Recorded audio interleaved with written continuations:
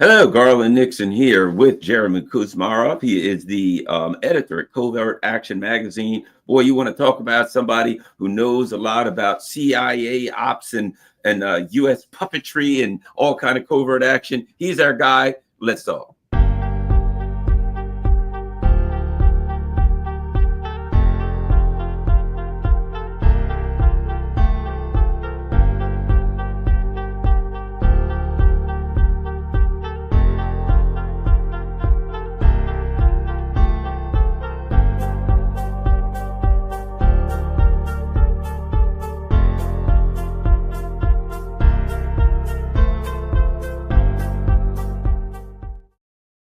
Hello, Garland Nixon here. And as Zelensky, right now he's probably depressed, maybe standing on a ledge somewhere, looking over the side.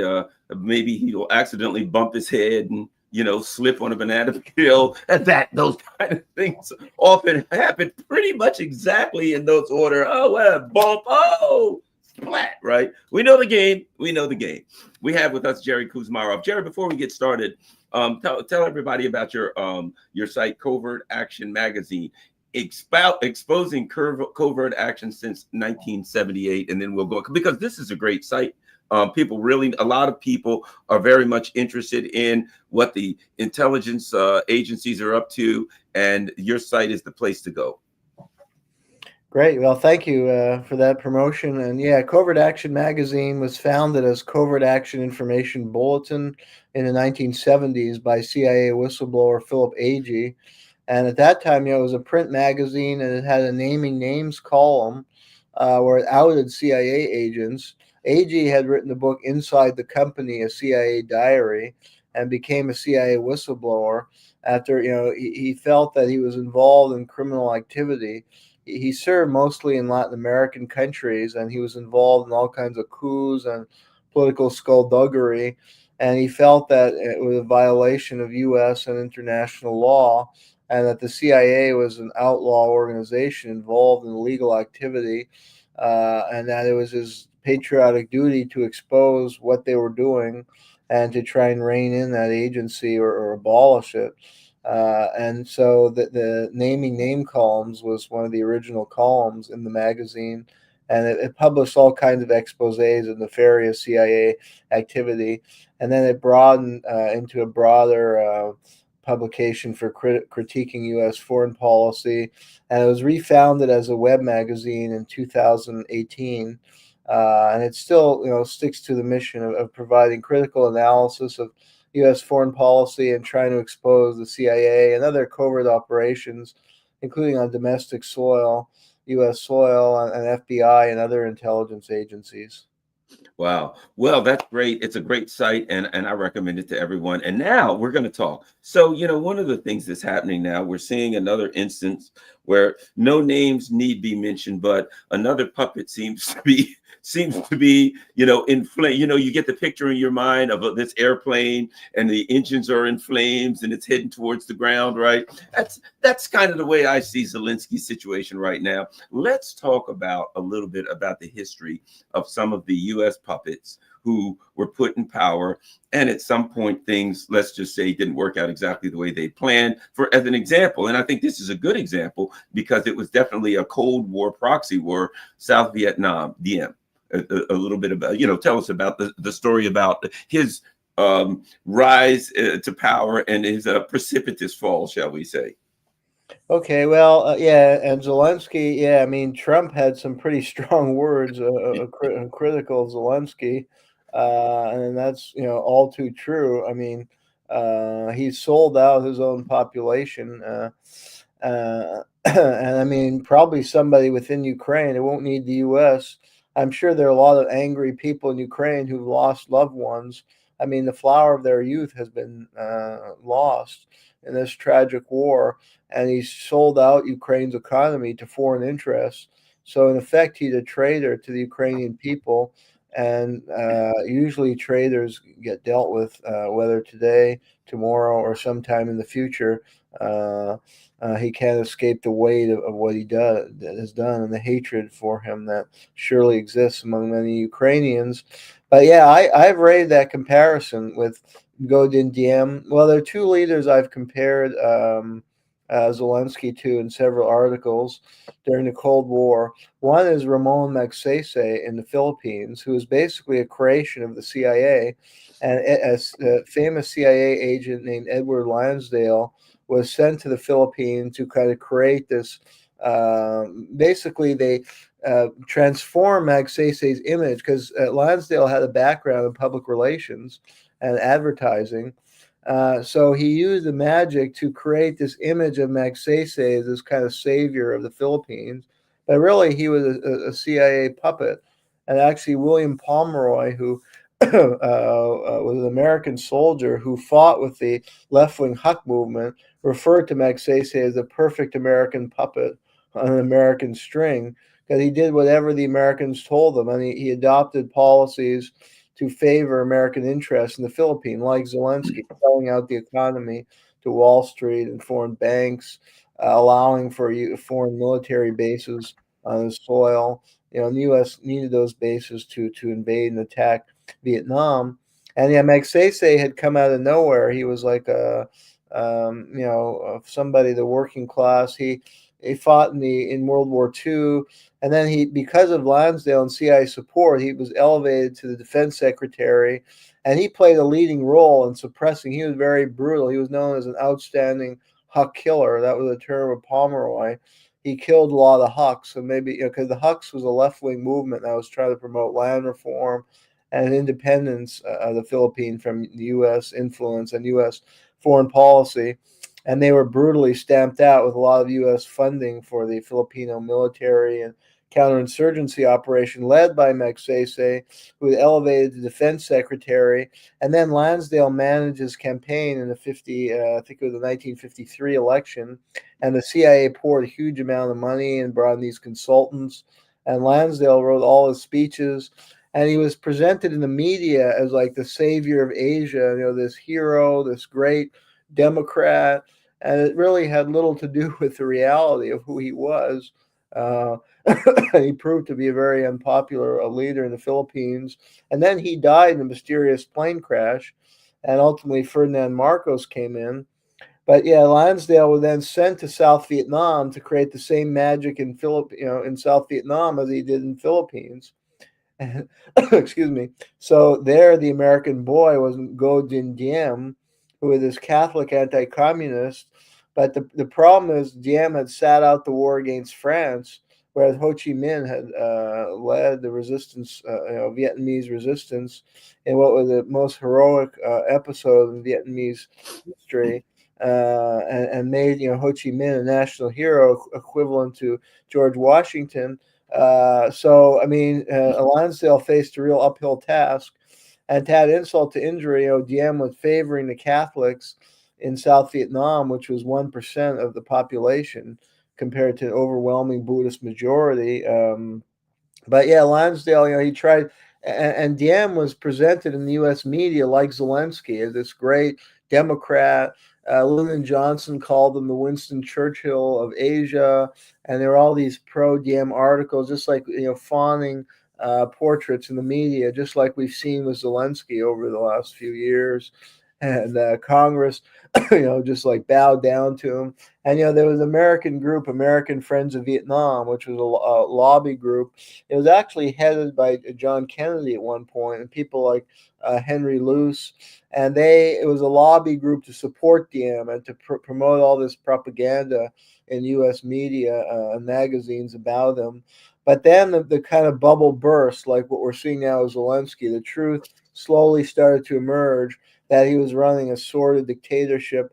And that's the case with Ukraine. I mean, and Trump called them out in his tweet that he's delayed elections, and that's the feature of a dictator. He stayed on well past, there was supposed to be elections last year, and he just canceled them like dictators do. And Zelensky has jailed many of his opponents and killed many of them, hunting them down, even in Russia, using death squads that have been trained, many trained or linked to the CIA, which trained the SBU, where these death squads come from. And that's similar to Diem, and that came out that Diem was running death squads and was presiding over a horrible dictatorship with torture, and he passed these laws that allowed for secret military tribunals of dissidents, and many were being executed by firing squad if they were found guilty. And then you had the Buddhist revolt. In the case of South Vietnam, what brought full international attention to the horrific situation going on. And this is a regime like Ukraine, totally engineered by the United States, subsidized, army and police force subsidized by the United States, lavish with billion in foreign aid. And that's what we've seen with Ukraine. The U.S. has poured in hundreds of billions of dollars to sustain that criminal Ukrainian regime, which has stolen a lot of the money. And that may come out if these audits go forward. The extent of the theft that occurred. And that was similar in South Vietnam. A lot of the U.S. foreign aid was being stolen by corrupt officials and creating a certain artificial prosperity in the capital where the rest of the society was impoverished and suffering under poor economic policies. Similar to Ukraine, whose population is increasingly impoverished. Well, there's a narrow elite, a corrupt elite who's stolen U.S. taxpayer and other countries. In the case of Ukraine, many countries have also poured in all that money, but it's the same kind of thing. You have a leader who's propped up through foreign aid and is selling out his own people. And in the South Vietnamese case, you had a Buddhist revolt. The Buddhists couldn't take it anymore. They staged protests. Those were crushed through U.S. trained police and army. So then some Buddhist monks immolated themselves. And these are famous images of the Vietnam War. And don't forget, this is in 1962, 63, before the Americanization of the war. These monks burned themselves to death. The situation was so bad, they burned themselves to death to try and raise awareness about this horrific situation. And at that point, the U.S. elite went into a panic and realized Diem was not a successful leader and things were going completely downhill. I think they were worried because Diem realized his regime was vulnerable. So he started making peace overtures toward the North Vietnamese. And that may have been what really did him in. The U.S. Elite didn't want peace in Vietnam. They wanted the war. So the Kennedy administration greenlighted a coup. The CIA plotted with some South Vietnamese generals. And then the Kennedy administration gave the green light for the coup. And in what occurred, Diem was overthrown, and then he was murdered in the coup. And apparently, Kennedy was upset because he just wanted him overthrown, and they were going to give him a position at Harvard as a professor. And he was unhappy that he got killed. But in coups, they often do get killed. Didn't they kill some members of his family or something? Like his him brother? and his brother, because his brother Ngo Dinh Diem was the hatchet man of that administration. He presided over the security forces and secret police. He was hated among the South Vietnamese population. So the two of them were murdered in the course of the coup. But it led to a lot of political instability in South Vietnam, and even more venal leaders like Nguyen Van Phu and Nguyen Cao Ky, who had been a gangster involved. He'd actually been removed from a CIA operation into Laos because of drug smuggling and was tied with the underworld. He became a leader for a period in South Vietnam. And he said, they asked him in the media, they were kind of presenting him before the media, and they said, "Oh, which world leader do you admire?" And he said, "Only one, Adolf Hitler." And they said, "Oh, we're in trouble now." And the Vietnam War didn't go very well. So I mean, Wow. if they bring in somebody to replace Zelensky, he may be far worse. But I think the point is, if a leader has lost its strategic utility, and public opinion in that country and the world start to turn against him, and his skeletons in his closet come out publicly, then the U.S. will shift course and abandon that leader to his fate, which could be either death or regime change, or he's scurried into exile. Maybe they'll set him up with some money somewhere or some position. I'm surely he's stolen a lot of money for himself, and has, I think he already has several mansions that he could retreat to. So that's a possibility. Maybe the CIA would protect him for services done. But they'll abandon him and they'll try and groom somebody else to serve American objectives, and then they'll try and present that guy as the latest savior of the country, and the media falls into line because most of the media is controlled. The CIA plants its assets in the media, or they're controlled. So the media rarely reports these things objectively. Let me ask you this. One of the things I saw this documentary about suppression of the Russian Orthodox Church in Ukraine.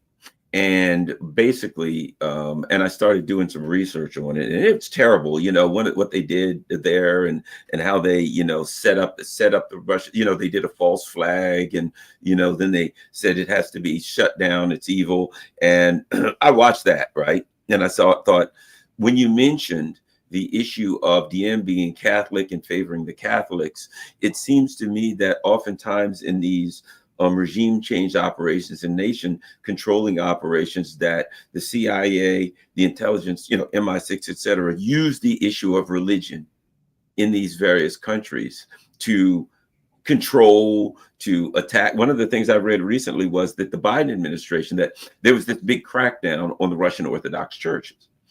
And the crackdown on the Russian Orthodox Church came from DC, and that all of these things were coming from DC. And so when you mentioned the issue of Catholicism in an overwhelming, in a 99% Buddhist country, is that something that's often used by the CIA and MI6 and the US regime change operation, the issue of religion in a given country?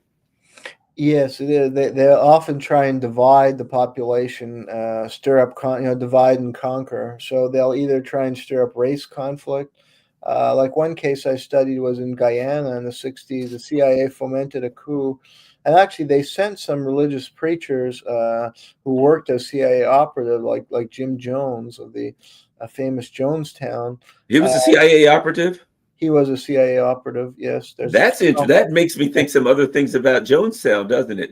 I did a whole article. We can have another show about that. We need to do one on I old did Jones. a detailed study of that, and that was linked to the CIA. They were using Jonestown as a training operation, and for the continuity of MK Ultra after it was officially shut down. But earlier in the 60s, and that was set up through a coup.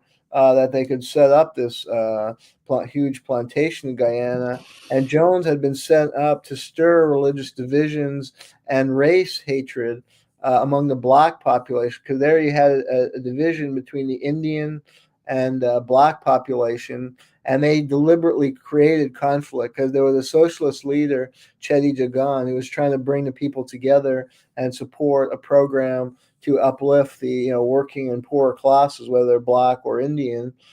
So that the U.S. didn't want that, and he was an independent leader, wouldn't allow for U.S. military bases and plantation like they set up with Jonestown. So they supported this black power leader, but got him to deliberately turn the black people against the Indians and create divisions between blacks and Indians. And Jones was very central to that operation of this preacher who had a lot of influence in the country. So that's just an example. And sometimes, they'll elevate one minority. This is a classic method of colonial powers. And often they'll elevate a certain minority, whether religious or ethnic minority group, and give them privileges, and cultivate them as leaders and the elite. But that can backfire. I think in the Vietnam case, it backfired because it turned a lot of the population. Since Diem was favoring only 1% of the population, it turned most of the population against him and backfired. And I think you have that situation in Ukraine. The dynamic is a bit different there. But a lot of Eastern Ukraine is really loyal to Russia, and Russia, likely they're happy if they're ultimately incorporated into Russia. And a lot of the Ukrainian policy didn't help and I think further alienated. I mean, first there were the language laws they passed to try and push the Ukrainian language in Russian-speaking areas, and then the policy you're describing, persecution of the Russian Orthodox Church. So that further drove people into support the Russians, and that's why Russia is able to. I mean, war is politics by other means, and if the people are not for you, you're not going to win, however much fancy technology. So I mean, Eastern Ukraine, these kind of policy drove a lot of the people to support the Russians, who've taken over a lot of the territory and will likely stay as part of Russia. And then they may have lost some support in Western Ukraine, and the people will lose their will to fight. Ultimately, I mean, ultimately, the war can't be sustained much longer because there's a lot of youth escaped the country. They didn't want to fight against their own people, and they don't have enough. A lot of the youth who stayed to fight got killed, so they've had to extend the draft age, and they're even kidnapping young people. So how much longer can that go on? And then if the West is here, I think people have lost patience as a lot of the facts have come to light, and as the money, the Americans are simply not seeing a return on their taxpayer dollar. And I mean, it's an unwinnable war. Why should Americans bankroll a war that can never be won? I mean, it's common sense. Why would you invest your taxpayer dollar? So I mean, a lot of people were skeptical for years now, and it seemed only the Republican legislators channeled that. I mean, those Republicans were smart. They've been able to present themselves as an anti-war party, and to win a lot of supporters, because they've come out against the war, where Democrats refuse to do it. They've stubbornly supported this Vietnam type, because Vietnam was ultimately an unwinnable war. That's why so many Americans turned against it. And in hindsight, it was unwinnable because of what I was describing. If the U.S. puppet leaders alienated 95 to 99% of the population, who's going to fight for them? A very narrow strata of Vietnamese society. So how are you going to fight an entire population, which is what the United States was trying to do? And it did not turn out well. They just bombed and killed, but to what end? And it's a similar thing. Ukraine, they're constantly losing ground to the Russians, and they're never going to win over the people in those areas. In part because of the policy you're describing, and in part, I mean, these were neo-Nazi regiments who. It wasn't publicized here, but they committed horrific atrocities, and for years have been bombing and shelling Eastern Ukraine, whose people looked to the Russians as saviors. They begged for Russian intervention to protect them from these Nazis and barbarians who attacked them with Western weapons. So you can't change that dynamic, and the Democrats just shot themselves in the foot. These progressive Democrats who claim to be for working class people and for political revolution against corporate abuses, but yet they supported this war that was unwinnable, that harmed Americans because it drained their taxpayer resources, and that enriched the very corporations and people they purported to be against. So they lost credibility, and that led to Trump's election. Here's something interesting too. What we're describing, right, about the U.S. putting puppets in power that don't represent the people, that are traitors to their own people, and it ends up backfiring on the puppets and backfiring on the U.S., is exactly what's happening in Europe. All throughout Europe, from Operation Gladio, etc. The United States has dominated Europe. The United States has worked to control the elections throughout Europe. And now the US has, whether it's Macron or Starmer or these other people, these puppets who are traitors to the UK, traitors to Germany, traitors to their own countries, right? And they're acting on behalf of their US imperial owners who are now out of power. So the CIA for these years, the neocons put all of these puppets in power in Europe. They then drag their countries impoverish their countries, wipe out their economies in this lunatic a war to try to overthrow Russia using Ukraine. So they're all on board, and they all end up being traitors against their own governments. And now, in the same way that no doubt the Ukrainians are looking at Zelensky saying, "You betrayed us," the same thing's happening in Germany. The same thing's happening in France. You know what I mean? And what the U.S. also did was it took, and I love the way this was described, it took the countries the places who hated Russia, the Baltic states, Poland, the ones that hated Russia, and they put them in the forefront. You've got this crazy lady in charge of, what's her name? Is she from Lithuania, Estonia, Kallas or something? She's running the EU program. You've got Poland. They're at the leading edge of this operation against Russia. And these people, I forgot who I heard, and I heard it put this way: why are the Europeans acting so crazy and irrational towards Russia? A person who has bulimia, they eat and they're killing themselves. A person who, you see these shows with these people that weigh 600 and 700 pounds, they just eat constantly as they're killing themselves. They don't eat because they're hungry. They eat because they have anxiety, and the food has to constantly come in to quell the anxiety. It has nothing to do with food, right? It has nothing to do with hunger of their body. They put these people at the forefront to lead this, who just hate Russia.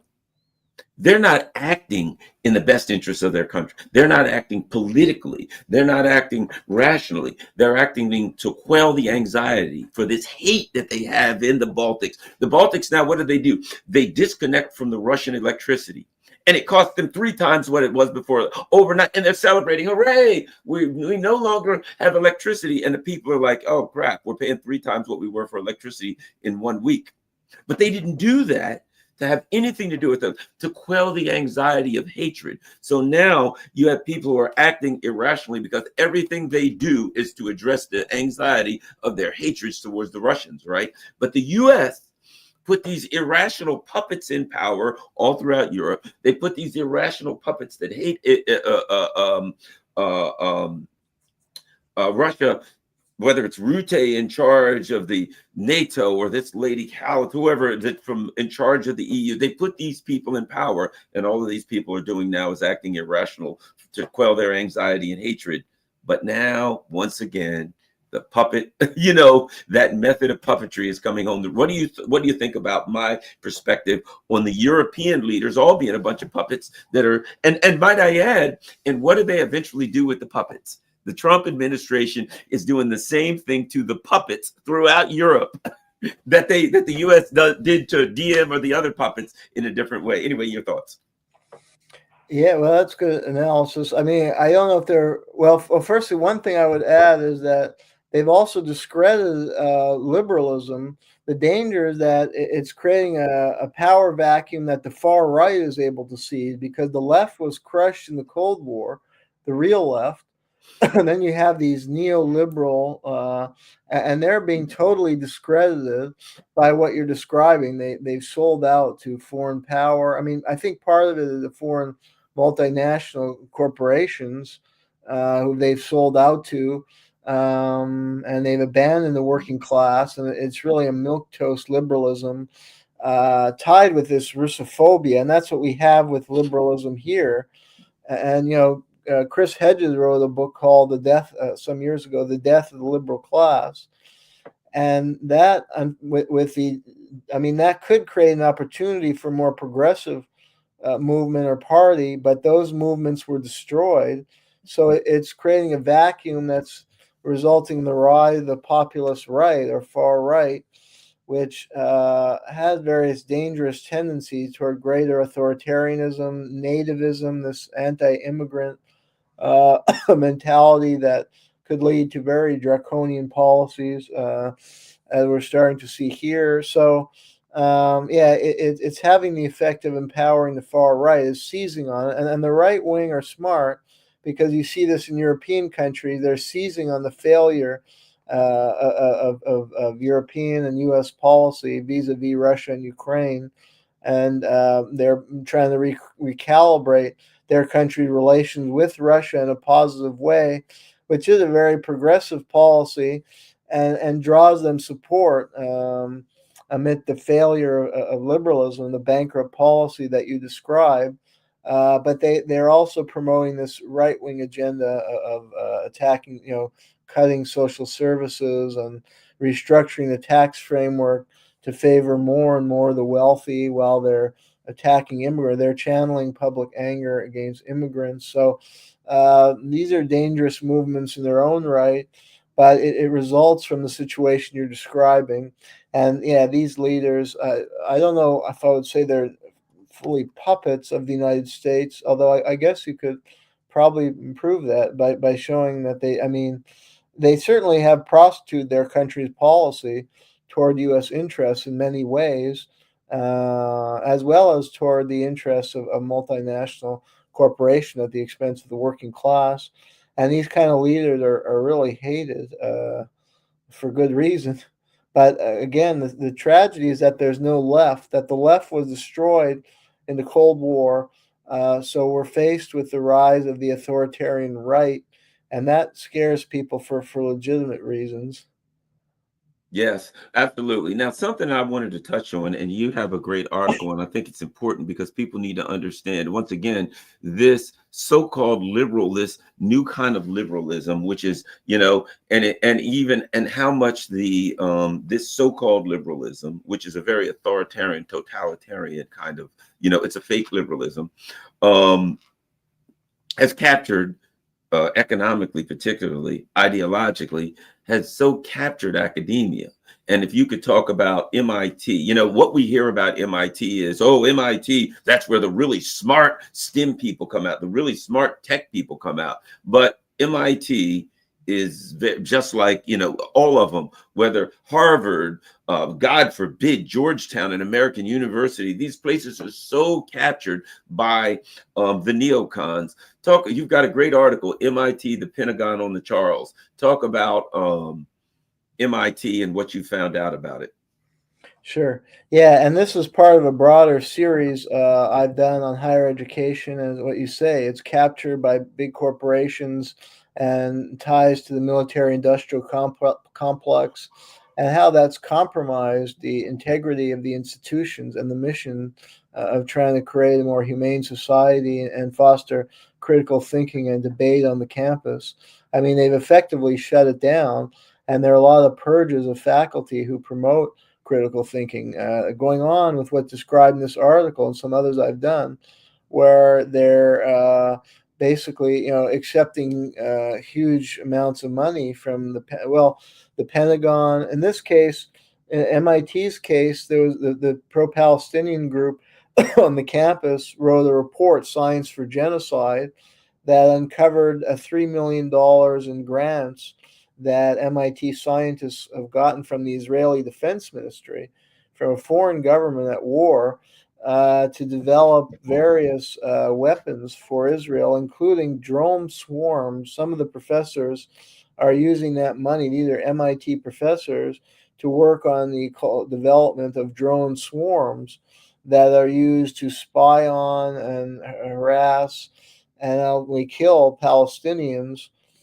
And I also uncovered I think we've discussed on this show that the campus uprisings were, well, in my opinion, were very welcome, that they pointed attention to their campus's complicity with the Israeli genocide in Gaza and with the Pentagon Israeli nexus. But these movements, in my opinion, have been too narrow in their singular focus on Israel, at the expense of a deeper look at their own government and the war machine in the United States, and how they're tied to these campuses. And in MIT's case, well, firstly, 14% of research grants at MIT come from the Pentagon. Now, there's a long history of that. The school, actually, that's not my name. That the school was nicknamed the Pentagon on the Charles. And the founder, one of the key figures in the growth of MIT, was Vannevar Bush, was a dean of the engineering department at MIT, and a key figure in MIT's history. he was a founder also of the Raytheon Corporation, one of the top war profiteers in the world, and military contractors. And he was also head of the government agency that ran the Manhattan Project. And he praised the atomic bomb. He went against Oppenheimer, and some of the scientists in the atomic bomb had a lot of misgivings after it was dropped and all those civilians were killed.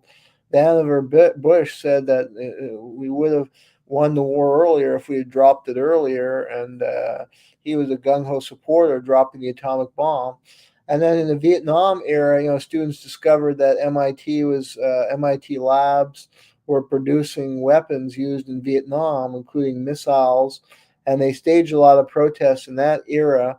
And they got MIT to disassociate itself from the Draper lab, which manufactured the Poseidon missile. So this goes back a long way. And what I uncovered in my research, and what these student activists didn't point attention, like what we're describing in Ukraine, this horror show in Ukraine, and I found that there was an MIT Ukraine partnership that was set up in 2022, where they brought Ukrainian scientists to MIT, and they sponsored Ukrainian research, and that they appeared also to be running a covert intelligence operation through MIT, where they were enlisting students, and some were recent graduates, some were students of MIT, were contracted by the Ukrainian government to develop a more effective logistics system to transfer weapons to the front lines, because that's very difficult to manage. So they were developing these sophisticated computer management systems for the Ukrainian government, and these were MIT students or recent graduates. And this was promoted in the MIT newsletter. They actually, I looked up some MIT newsletters, and I found this like PR fluff piece about these MIT graduates, three of whom were, and I think one or two were still students, and they were in the military also, or National Guard, and they were running this operation. They've been contracted by using their computer skills to develop the system for more efficiently sending weapons to the front lines. And MIT is proud about this. And there's this professor, Rosemary Woods, who's head of the Ukraine MIT initiative, and she's this Russophobe. And I looked up her academic work, and it's very one-sided analysis about the Russo-Ukraine conflict. And she wrote this article. It's couched in this feminism that, Putin, is this hyper-masculine, and this hyper-masculinity has infected Russian society, and that accounts for these Russian atrocities and Russian aggression. That's basically her analysis. But she totally leaves out the Ukraine role in provoking the conflict, how the CIA supported the coup in Ukraine in 2014, used basically Ukraine as a platform for trying to destabilize Russia and attack the people of eastern Ukraine with U.S. weapons who begged for Russian intervention. So even if we accept some aspects of her analysis maybe on the mark, she's totally one-sided and neglecting the Ukrainian role in provoking that conflict. And she wrote another book with these high-level policy analysts who are connected to like the Council on Foreign Relations and these elite foreign policy making body that usually just promote the U.S. warfare abroad, the U.S. imperialism, and present this kind of one-sided analysis that sugarcoats Ukraine and makes it seem like Ukraine is just this innocent country, and promote this image of Zelensky that we've been debunking, and that has been, I think, thoroughly debunked.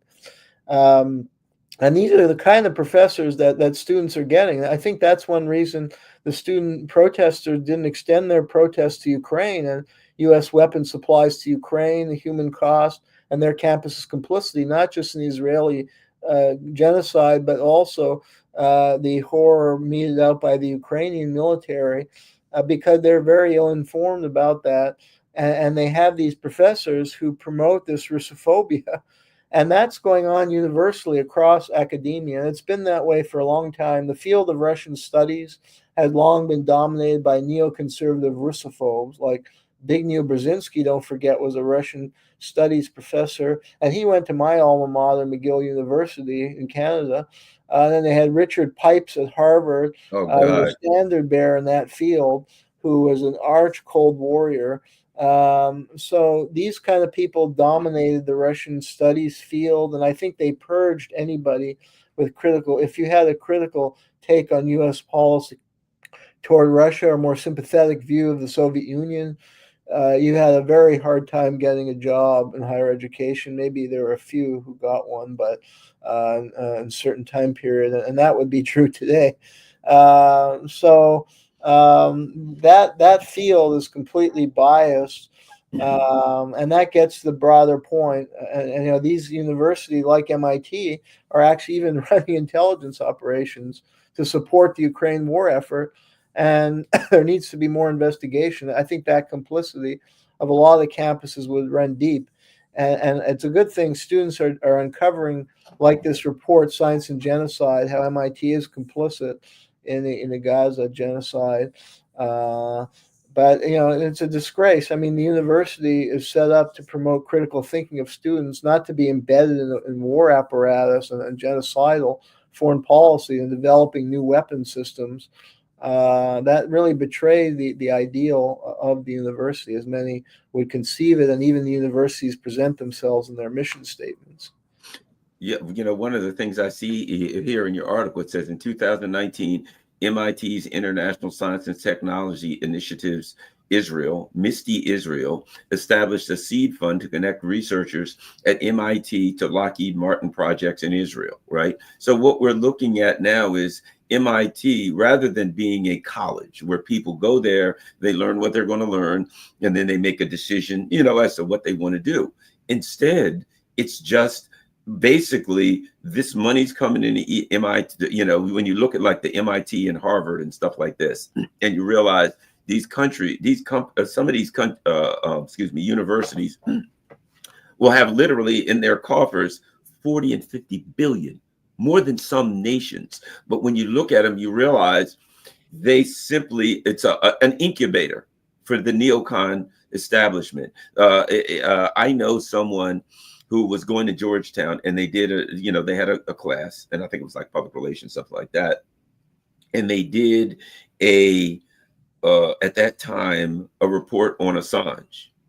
And man, the professors, everybody in the class, kind of sneered at them, and it was accurate and it was professional. And at that time, the person was telling me, I kind of realized that Georgetown is just a State Department operation. And so these things are incubators. They're not even colleges. So I see they're like, okay, well, a seed fund. So the money, and it says to connect student researchers to Lockheed Martin projects in Israel. It's just incubators to grow the minds, to actually develop the thinking of people so they can go off into the neocon industrial complex or the neocon. It's about money.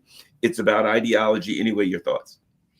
Yeah, I would agree with that, sadly. I mean, my education was a bit different. I went to McGill University in Brandeis in Boston, and I did have a lot of good professors, and a lot were, they did instill critical thinking in me, a variety of topics, including U.S. foreign policy.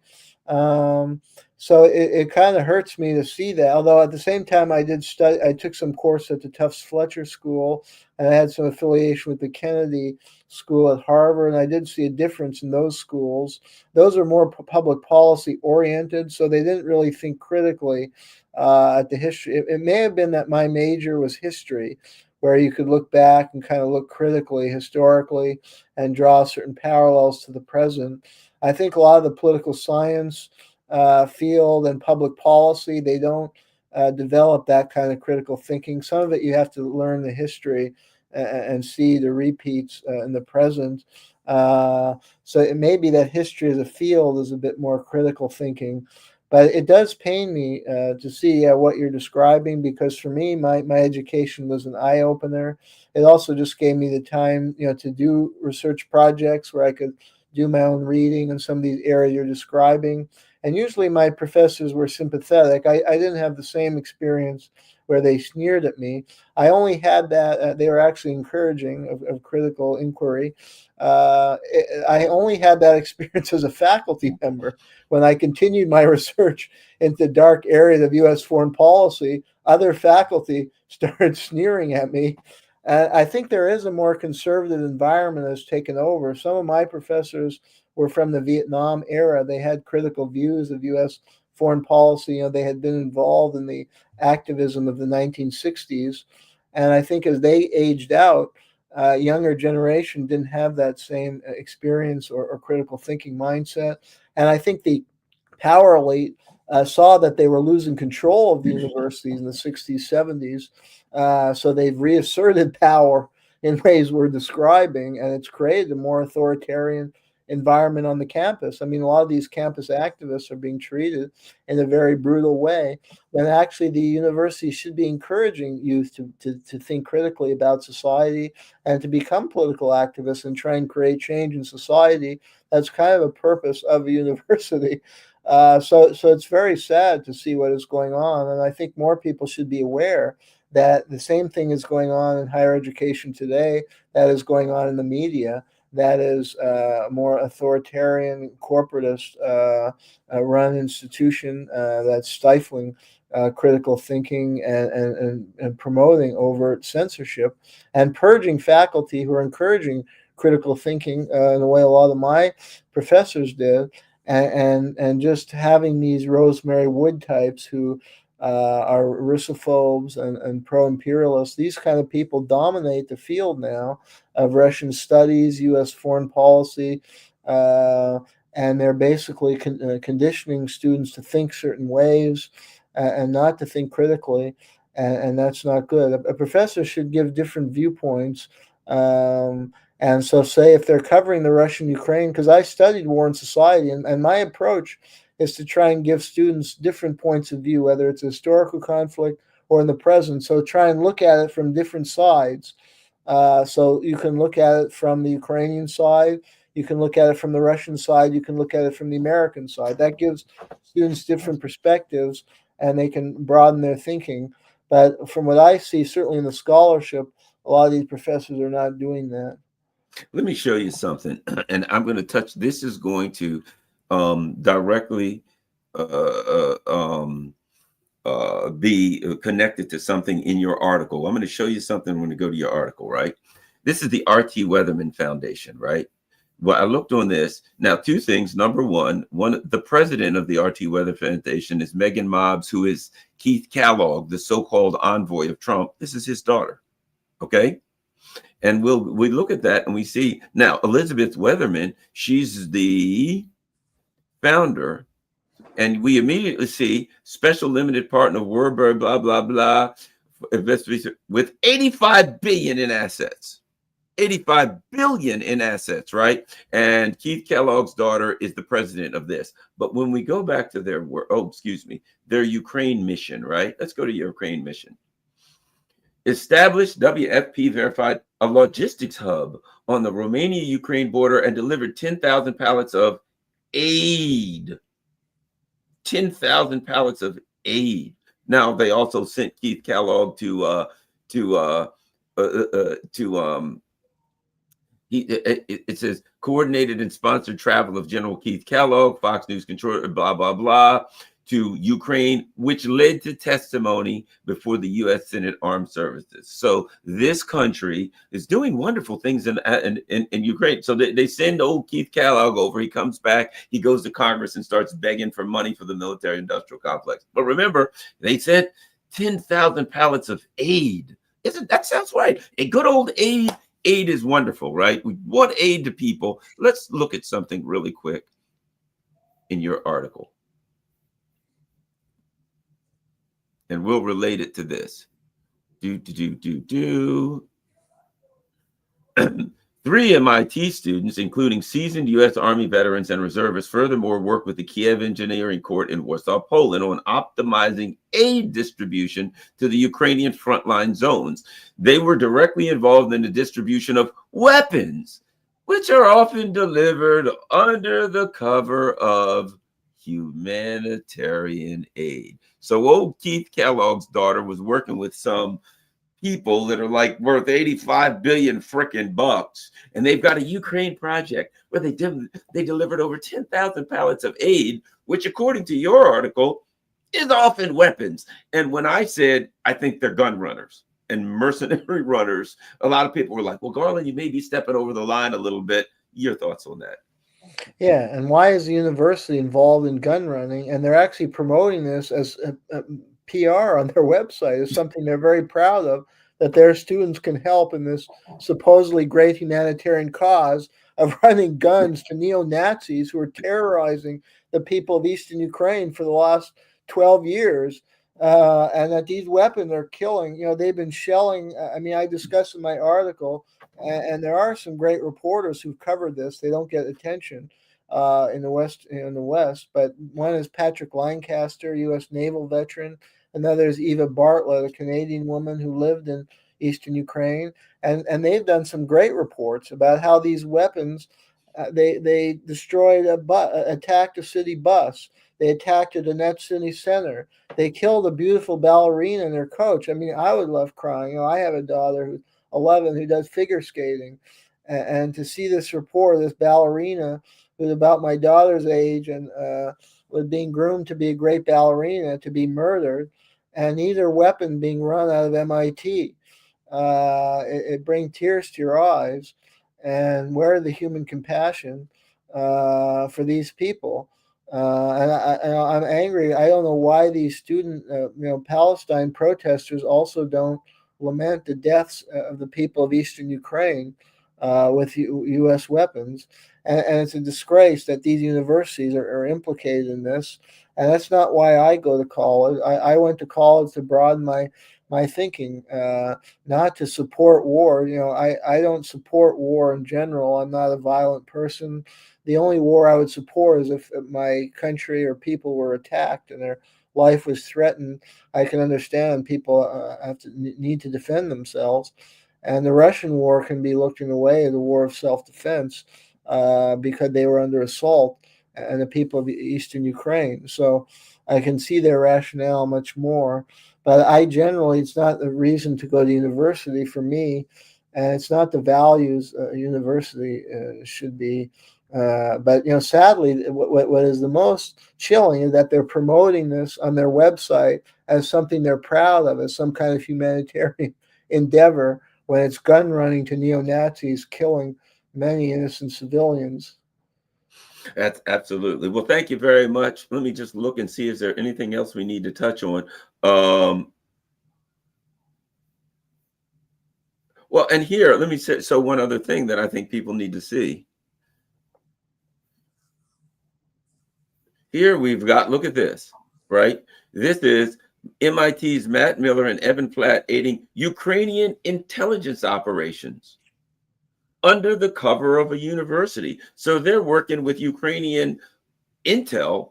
And as we know, Gonzalo Lira apparently was beaten to death and killed. They're doing all kind of terrible things. They're doing terrorist acts in Russia. They're killing, Daria Dugina. We've got the Crocus attack, City Hall attack. We've got all these terrible things, Ukrainian intelligence, which we also, I think there was a New York Times article that basically said the CIA had like a floor on the Ukrainian intelligence in their building, and that the Ukrainian intelligence was pretty much controlled by the CIA. We know MI6 is involved. And so there's MIT like, hooray, we're involved with neo-Nazi intelligence operations that are literally involved in terrorism. Yeah, and there is a long history of MIT's involvement with the CIA. For instance, their political science department was totally, in the Cold War years, was totally infiltrated by the CIA. They had Walt Whitman Rostow, he wrote this anti-communist manifesto, and he served. He was a key architect of the Vietnam War and the Kennedy and Johnson administrations. He had been in their political science, and they had a guy, Max Millikan, and Ithiel Del Sol Pool, who worked on counterinsurgency operations in Vietnam. So that there is a historical pattern. And yeah, again, it's a disgrace. The university is there not to collaborate with intelligence agencies involved in terrorist activity, but to try and instill critical thinking and humanist values in students. And the CIA is antithetical to humanist values, given their history that continue to this day. As you're describing, they continue to be involved in terrorist activities. And they brag about being involved in the creation of the Ukraine drone program. I have an article coming out next week. Ukraine has developed its own drone industry thanks to the CIA. And last week these drones attack using these swarms that they develop at MIT. They attacked oil refineries in Russia, causing a hardship for the population and terrible environmental costs. Bombing oil refineries is not good for the environment. And they also were involved in other attacks I described, like they attacked, they're actually assassinating journalists, what they consider pro-Russian journalists, and sometimes they use drones. So this is another example of how these drones swarm. They're carrying out terrorist activity, and how the CIA is evolved into a terrorist organization that provokes wars, coups, does gun running, and it's no place in the university. That's criminal activity that should be investigated by Congress and law enforcement, and it should not be promoted on any campus that purports to try and advance humanistic value system and role model for students. But some role model when they have professors who present these biased analysis and work for a terrorist organization, some role model for a student, those people are. Well, thank you very much. And Covert Action Magazine, exposing covert action since 1978. And I think the people that are watching this show, when we did it the first week, we got a few, we got some, and I figured we do this every Friday. And, hopefully we can get this to grow because, of the work, I do, I feel like this is one of the best shows, one of the most important shows that I do. So the audience is growing. Covert Action Magazine, that's the magazine. I mean, if you want to know what the heck's going on, you can go here. Let me give you an example. If you want to search, I'm looking for the search button. Oh, here we go. Well, you can search. And for instance, you search Jeremy. Yeah, right? the article, the Kosovo Liberation Army was a terrorist group funded by the CIA in the 90s. We just had an article on that by Kit Clarenberg. So it has so many examples of nefarious groups that it's been backing. There we go. Look at all this. Africa, the Rwanda. Tom Cotton is the new head of all neocons. Who is Anthony Sutton? All this stuff. Jimmy Carter was not a peacemaker when he was a lot of good stuff. Intelligence agencies in Trump. What can we expect? There's a lot of good stuff. When journalists humiliated CIA, there's just so much good stuff on this site. That's something we talked about last. Information about Tulsi Gabbard, Scandinavia. There we go. We all understand that's the Nord Stream. So you go on and on and on, and you'll see all kinds of stuff here. So this is a great site. If you want to know a lot about what's happening with covert action, that's the best site. And Jeremy will be on every Friday. And we really appreciate you coming on here and sharing so much with us. I think it's fantastic. I asked you a question about anything regarding intelligence, history, the covert action. When I say that Jeremy is a covert action expert, I think he's one of the foremost covert action experts in the world. So with his broad knowledge of everything from coups and puppets to bioweapons, you name it, we cover all of that stuff. So everybody check out Covert Action Magazine. Also, you guys are on X and all that kind of stuff, correct? I'm not that tech savvy, but yes. Okay, yeah. We'll follow them I have a Substack where I repost a lot of my articles and some additional writing, so people can check out my Substack. I believe Covert Action is they may have a YouTube channel. I'm not involved with that side, so I don't know exactly how they promote it, but let's just say it's one of the better websites, and everybody share it. So a couple of things. Everybody smash the old like button. Please smash the like button. Please subscribe, though you probably won't show You probably won't show up as a subscriber, and you will be you'll have to subscribe every week or so because they're constantly unsubscribing people. But that is the nature of what we do. If you talk about the stuff we already understand that, we just laugh about it. Subscribe, and especially share this on all your social media pages. Post it. Share it everywhere, because people need to see this stuff, particularly what's happening going on with the usual puppetry. And last but not least, you see everything going across the bottom. Follow me everywhere. Follow me on Rockfin. Follow me on Rumble. If for some reason you can actually afford, Buy Me a Coffee's good, Cash App, or however you can afford, Patreon, you name it. If you can't, don't worry about it. Just share this everywhere in your social media platforms, and make sure you go to covertaction.com and partake of the wonderful information. Thanks a lot, Jeremy, and I look forward to talking again with you next Friday. Absolutely. Thank you. Always a pleasure. All right. Thanks a lot, everybody. We're out.